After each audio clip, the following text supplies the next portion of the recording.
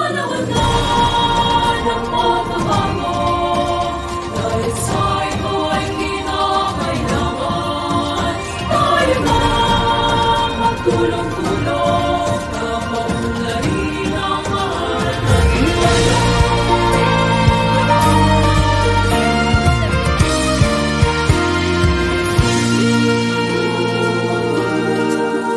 Panahon na ng pagbabago, dahil sa ito ay kinakailangan.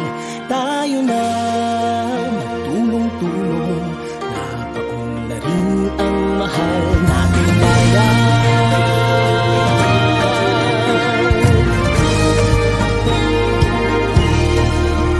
Panahon na ng pagbabago, at ayos ang mga dapat ayusin. Dapat lang maging tungkulin ng bawat mamamayan dito sa atin. Ng pagbabago patungo sa pag-asenso, magsikap ng mabuti at ng kuminhawa tayo. Malaki natin sa mundo at ipamalas ang bagong Pilipino at bagong Pilipinas. Panahon na ng pagbabago, ang pilitin natin ang sarili natin at mawala na ugaling, dahil sisay ka sa atin ang lahat. Panahon na ng pagbabago, at mamunan sa kahit anong larangan. Ang tagumpay ay karangalan. Alay o ihandog natin sa bayan. Daming ulit nang napatunayan ng Pilipino ang husay at takas, kagandahan at talento. Makipagpaligsahan kahit anong oras, ang bagong Pilipino at bagong Pilipinas.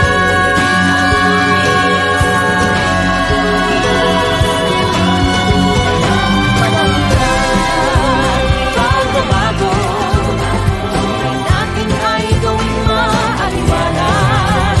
Marami ang magandang bukas, sumunga ng bagong Pilipinas.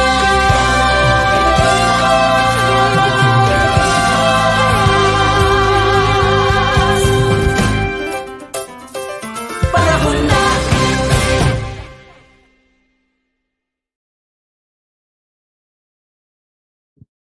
Ayun, alright. Magandang araw po ng Martes sa ating lahat, mga kaibigan. At sa lahat po ng mga kababayan natin from Luzon, Visayas, Mindanao. At sa lahat po ng mga ka-OFW natin. Saan lupalop man po kayo ng daigdig naroroon. Isang mapagpalang araw po ng Martes. Magandang araw po sa inyong lahat at salamat po sa patuloy na pagsama po sa akin. Please mga kaibigan, baka meron pa pong hindi nakakapag-like, no?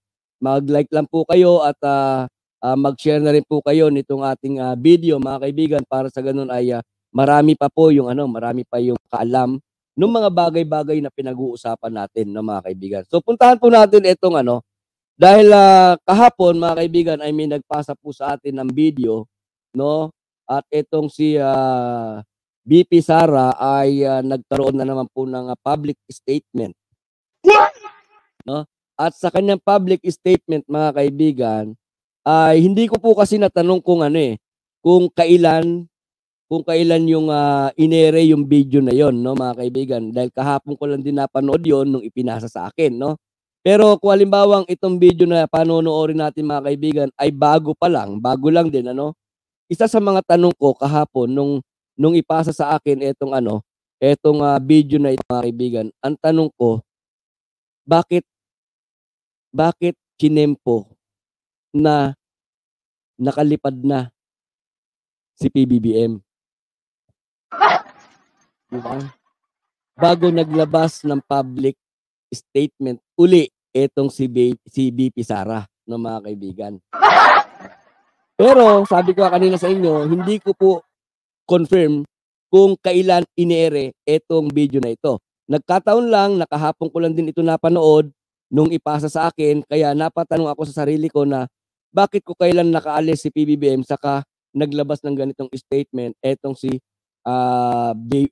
BP Sara, no, mga kaibigan. Ngayon, ano ba yung video na yan? Hindi ko alam kung napanood nyo na rin ito, mga kaibigan, ano?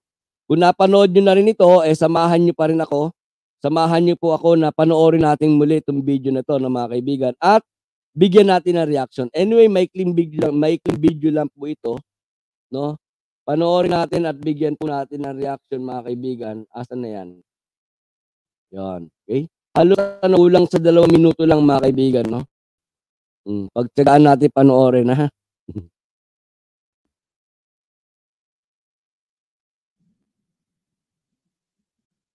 Pagpapairal ng batas at katarungan sa hinaharap na isyu ni Pastor Apollo Kibuloy at ng Sunshine Media Network Incorporated.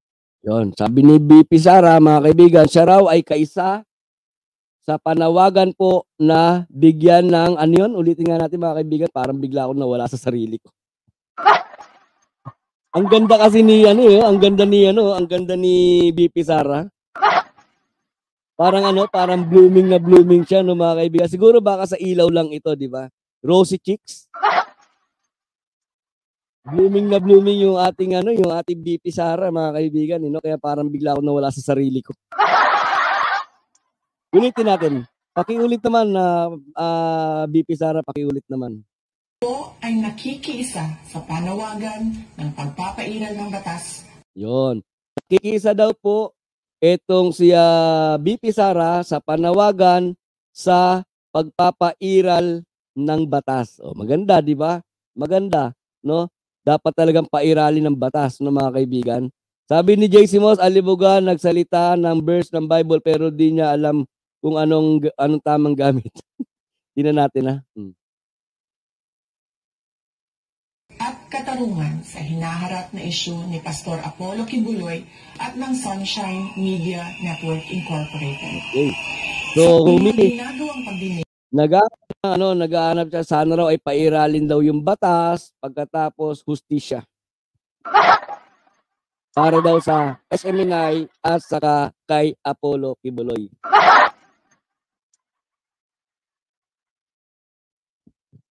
BP Sara yan, mga kaibigan, na yung pinapanood natin ngayon na nagsasalita ay si BP Sara. Okay? Ay tila pinatawan na ng guilty verdict si Pastor Kibuloy kahit na nakabatay lamang ang pagdinig na ito sa mga paratang ng mga testigo na nagkukubli ng kanilang katauhan. Ayun na nga, di ba? Ako BP Sara, ako pang sarili ko, no, opinion. Sabi ko nga sa inyo, di ba? Nagsalita yung mga biktima, nagsalita yung mga witness, di ba? Maraming mabibigat na paratang para kay Pastor Kibuloy, no? Talaga mabibigat, as in mabibigat, di ba? Ngayon, binigyan ng pagkakataon, I hope alam mo rin ito, BP Sara, di ba? Binigyan ng pagkakataon, tinawagan etong si Apollo Kibuloy na humarap, pasinungalingan, di ba? Pasinungalingan yung mga paratang sa kanya. Di ba? Pero ayaw, tumatanggi si Pastor Apollo Kibuloy. Ang sabi ko nga sa akin, hanggat hindi humaharap si Apollo Kibuloy at hanggat hindi niya pinasisinungalingan yung mga bagay na paratang sa kanya ng mga witness at mga biktima, sa akin, mananatili po na totoo yung sinasabi ng witness. Di ba? Mananatiling totoo dahil yung palang yung isang side na narinig natin, eh. Di ba? Kailan magkakaroon ng agam-agam sa isipan natin at magtatanong tayo sa sarili natin na sandali. Mukhang mali yung witness. Mukhang mali yung biktima. Dahil eto sinabi ni Kibuloy. Pagkatapos may pruweba si Kibuloy, di ba? Ganun. Pero hangga't hindi lumalabas si Kibuloy, para sa akin, mga kaibigan, mananatiling totoo yung sinasabi ng mga witness. Pero ang sabi naman ni BP Sara, mga kaibigan, ay parang hinatulan na raw ng guilty etong si Kibuloy dahil lamang daw sa pahayag ng mga witness. Ang babaw. Tuloy. At hindi mapatunayan ang kredibilidad. Marami sa atin ang naniniwala na ang So, ibig sabihin, BP Sara, tanungin kita, paano mo nasabi na hindi mapagkakatiwalaan or hindi mapatunayan yung kredibilidad noong mga biktima at ng mga witness? Nakaharap mo ba sila? I'm sure parehas ko din. Parehas din ng mga kaibigan natin na napanood mo lang o narinig mo lang, di ba? Pero paano mo nasabi na hindi napatunayan yung kredibilidad ng mga witness? Sino ngayon? Ang tanong ko ito mga kaibigan, sino ngayon ang mapanghusga? Sino ang mapanghusga? Yung nagsasagawa ng mga committee hearing sa Kongreso? Yung nagsasagawa ng committee hearing sa Senado? Sila ba ang naghusga? Na guilty na kagad si Kibuloy? O ikaw? Na hinuhusgahan mo na kagad yung mga witness at mga biktima na sinasabi mo na hindi mapatunayan ang kredibilidad. Bakit? Kasi kaibigan mo. Bakit? May utang na loob ka rin ba kay Kibuloy? Tatanong lang ha. Naranas ngayon ni Pastor Kibuloy ay isang pandarahas at hindi patas. Bukod sa hearing na walang pinatutunguhan, ay kabilang rin dito ang indefinite suspension ng broadcasting network na SMNI na isang issue ng media freedom. Hindi biro ang mga pangyayari at paratang na ganito. Nararapat lamang na babigyan ng patas na laban at sa tamang korte. Oh, 'di ba, BP Sara, binibigyan naman ng patas na laban. Hindi pumapayag yung mga nagsasagawa ng committee hearing, mapa-kongreso, mapa-senado man yan, 'di ba? Hindi sila pumapayag na isang side lang yung kanilang naririnig. 'Di ba? Kaya nga iniimbitahan nila si Apollo Kibuloy. 'Di ba? Kaya nga pinipilit nila na padaluhin si Apollo Kibuloy para magkaroon ng patas na pagdinig. 'Di ba? Oh, naman eh. Halata ha. Ika nga sa Mateo chapter 5 verses 11 to 12. Pinagpala ang mga nilalait at inuusig ng mga tao at pinaparatangan ng lahat ng uri ng kasamaan na pawang kasinungalingan ng dahil sa akin. Magsaya kayo at maggalak sapagkat malaki ang inyong gantimpala sa langit. Alalahanin ninyong inuusig din ang mga propetang nauna sa inyo. Sana po ay maging gabay natin ang mga bersikulong Ano yung bersikulo na sinabi ni ano? Ano yung bersikulo na sinabi nitong si BP Sara?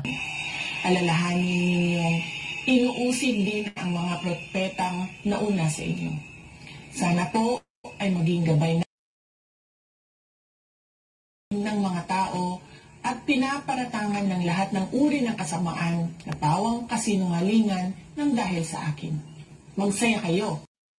Sandali. Sabi sa bersikulo, mapalad kayo na mga inuusig, mapalad kayo na pinagsasabihan ng hindi maganda o masama ng dahil sa akin. Di ba? Sandali. Si Kibuloy at etong mga witness, BP Sara ha, etong mga witness at mga biktima, nagsasalita kung ano yung kanilang naranasan, nagsasabi kung ano yung ginawa sa kanila ni Apollo Kibuloy. Di ba? So, magkaiba doon sa nilalaman nung talata na sinitas mo, no, na mapalad kayo na inuusig dahil sa aking pangalan. Di ba? Hindi inusig, hindi pinagsalitaan, hindi pinagbintangan si Apollo Kibuloy dahil sa pangalan ni Kristo, dahil sa pangalan ng Diyos. Ito ay personal. Di ba? yung akusasyon kay Kibuloy ay personal na naranasan at na-experience ng mga witness at ng mga biktima. Huwag mo sabihin na, bakit pinararatangan mo na rin si Apollo Kibuloy? Sabi ko nga, di ba, hanggat hindi lumalabas si Apollo Kibuloy para linisin niya yung kanyang pangalan, para pasinungalingan niya yung mga sumbong nitong mga witness at mga biktima, para sa akin, mananatiling tama yung mga witness, tama yung mga biktima. Di ba? So, sana lang ay wag kayong gagamit ng sitas o talata ng Biblia para lamang pasinungalingan yung kamalian.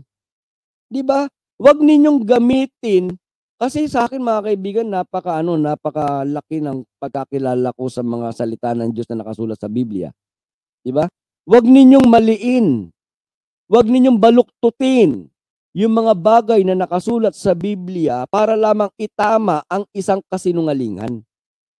Ang gawin ninyo ay kausapin ninyo si Kibuloy, katulad ng sana gawin, di ba? Ang katulad ng gagawin ni Topacio, na bukas makikipagkita kay Kibuloy, kausapin ninyo at himukin ninyo na humarap na para once and for all matapos na. Di ba? Once and for all matapos na yung mga kaguluhang ito. Para maka-move on naman yung mga senador. Di ba? Para maka-move on naman yung mga kongresista. Tandaan ninyo, maraming mas importanteng bagay na dapat gawin ang ating mga kongresista at ang ating mga senador. Ngayon, palabasin na ninyo, payuhan na ninyo, siguro naman ikaw bilang vice presidente, di ba? Na ang pagpapakilala nga sa iyo ni Kibuloy ay isang matalino, mabait, masipag, di ba? Baka naman pwede mo siyang kausapin. Once and for all, lahat tayo nagsisilbi sa bayan, lahat tayo gusto natin na mapayapa, lahat tayo gusto natin ng kapayapaan. Baka naman, Kibuloy, once and for all, humarap ka na ron, kahit isang oras lang, humarap ka na ron, pasinungalingan mo na lahat ng paratang sa'yo. Tapos ang usapan. Kasi habang pinapanigan ninyo si Kibuloy, no? Habang pumapayag kayo na maging padrino ni Kibuloy, lalo lamang lumalala. 'Di ba? Lalo lamang nawawala doon sa kagustuhan ng lahat na matapos na yung problema. 'Di ba? Lalo nang tumatagal ang issue. O tulad ngayon, alam nyo mga kaibigan, kanina nanood kasi ako sa Kongreso, nanood ako. Alam nyo nakita ko, 'di ba? Kung pinaharap na lang nila sana si Kibuloy, no mga kaibigan, wala sanang ibang mga issue pa na lalabas. 'Di ba? Ewan ko kung napansin ninyo yung hearing kanina sa Kongreso. Meron ng iba pang issue na lumalabas na nakikita nila. At nataranta yung mga tagapagsalita na pinadala ni Kibuloy. Wala nang maisagot. Di ba? Kaya kung ako sa inyo, para sa ganun ay mailigtas nyo si Kibuloy sa mas lalo pang matinding pagkapahiya, himukin na lang ninyo. Di ba? Nasa posisyon kayo, presidente ka. Vice presidente ka. Dating presidente ang tatay mo. Tapos yung ibang padrino, mga senator pa. Di ba? Ba't hindi kayo magkaisa, kausapin nyo si Kibuloy? Lumabas ka na. Para once and for all, matapos na itong usapin na ito. Para makapagtrabaho tayong lahat para sa bayan. Hindi nasasayang yung pinapasweldo sa atin ng taong bayan. Di ba? Tapos ang usapan. Hindi, lagi na lang magsasalita kayo, laging nakapabor. Di ba? Pabor kay Kibuloy. Lumalabas na ang mali ay ang gobyerno. Di ba? Ang mali dahil bakit sinabi kong gobyerno? Kasi itong Senado, gobyerno yan. Itong ang Kongreso, ano yan? Gobyerno yan. Di ba? Pinapadrinuhan niyo yung mali. Di pinalalabas ninyo mali ang gobyerno. Di ba? Vice Presidente ka, Sara. Lapit na, alalahanin mo, malapit na 2028. Di ba? Lapit na 2028. Oh, kung totoo man yung naaamoy, di ba? Naaamoy namin, no? Na ikaw ay tatakbo. Di ba? Oh, isip-isip. Di ba, VP Sara? Dapat sana, ito, hindi kita tinuturuan, ha? Hindi kita tinuturuan. Pero sa akin lang, ano, opinion ko lang to, no? Dapat sana ang gawin mo, kung may plano kang tumakbo sa 2028, mag-aral ka. Di ba? Pag-aralan mo maigi kung paano yung pagpapatakbo sa gobyerno. Di ba? Suportahan mo yung Pangulo. Dahil sa pagsuporta mo sa Pangulo, matututo ka. Marami kang matututunan. Suportahan mo yung mga proyekto, yung mga iniisip ni PBBM, marami kang matututunan dun. Hindi yung kung kanino ka nakinig. Di ba? Nakinig ka sa kaibigan mo.